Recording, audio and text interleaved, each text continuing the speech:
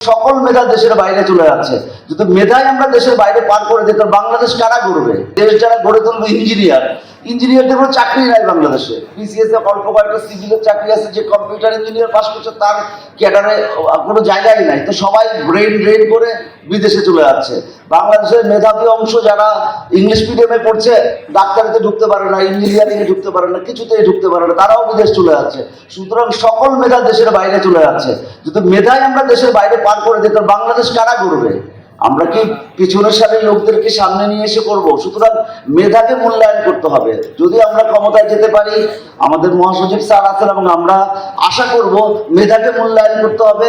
মেধাকে মূল্যায়ন করলেই আসলে আমরা যোগ্য নেতৃত্ব গড়ে তুলতে পারবো, এবং যোগ্য নেতৃত্ব গড়ে তুললেই বাংলাদেশ আসলে তৈরি হবে নেক্সট জেনারেশনের জন্য। না হলে বাংলাদেশ এখন যেভাবে চলছে তাতে আসলে আমি খুব বেশি ভবিষ্যৎ দেখি না। একটা দেশের উন্নতি নির্ভর করে বিশ্ববিদ্যালয়ের র্যাঙ্কিং এর উপরে।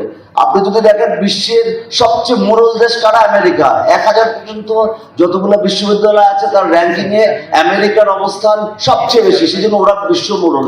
2 নম্বরে হচ্ছে ইউকের বিশ্ববিদ্যালয়ের র্যাঙ্কিং সবচেয়ে বেশি। 50 লাখ লোকের দেশ সিঙ্গাপুর, তারাও কিন্তু 100 বিশ্ব র্যাঙ্কিং এর মধ্যে তাদের বিশ্ববিদ্যালয়গুলো আছে। চায়না সারা বিশ্ব থেকে মেধা নিয়ে এসে নিজ ভাষায় শিক্ষাচ্ছে, কিন্তু আমরা কি করছি? বাংলা ভাষায় কথা বললে আমরা মনে করছি ও খ্যাত।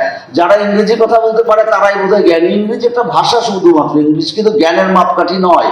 যে যেই ভাষায় কথা বলে সেই ভাষায় তার জ্ঞানটুকু আছে কিনা সেটা খুব ইম্পর্টেন্ট। সুতরাং জ্ঞান প্রজ্ঞা এই জিনিসগুলো আসলে আমাদের শীর্ষ নেতৃত্ব থেকে ভাবতে হবে। শীর্ষ নেতৃত্ব থেকে ভাবলেই কিন্তু একমাত্র আমরা একটা সুন্দর এবং সুষ্ঠু জাতি গড়ে তুলতে পারবো। যাই হোক, আজকে এই প্রসঙ্গে অনেক কথা বলে ফেলেছি। একেবারে আমরা তো আসলে সব সিস্টেম একবারে পরিবর্তন করতে পারবো না। সিস্টেমের মধ্যে ঢুকেই সিস্টেমকে পরিবর্তন করতে হবে। সুতরাং সিস্টেমের মধ্যে আমরা ঢুকবো।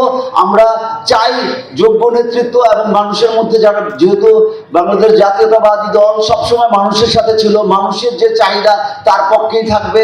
এবং সে কারণে আমি মনে করছি যদি আমরা সামনের দিনে যেতে পারি কোথাও কিছু, তাহলে ইনশাল্লাহ অবশ্যই আমরা স্বাস্থ্য, শিক্ষা সবকিছুর কোল খুলছে আমরা পাল্টে দেব।